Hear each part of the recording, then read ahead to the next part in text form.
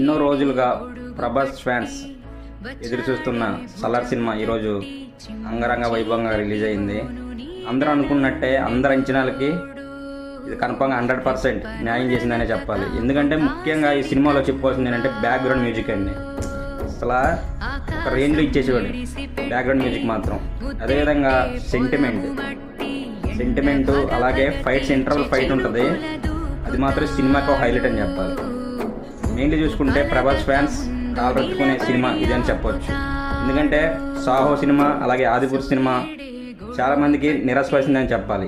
ఆ తర్వాత వచ్చిన సలార్ మూవీ ఒక రేంజ్లో మాత్రం ఇందని ఈరోజు మాత్రం చెప్పుకోవచ్చు. మెయిన్లీ చాలామంది ఏంటంటే పాత్రల్ని చెప్పేటప్పుడు కన్ఫ్యూజ్ అయ్యమంటున్నారు. పార్ట్ 1 అని ఆల్రెడీ చెప్పాడు. ఎందుకంటే పార్ట్ 1లో చెప్పేటప్పుడు ఫస్ట్ పాత్రల్ని వరుసలో చెప్తూ ఉంటారు కాబట్టి పార్ట్ 2లో ఎవరెవరు క్యారెక్టర్లు అలాగ ఉంటాయి కాబట్టి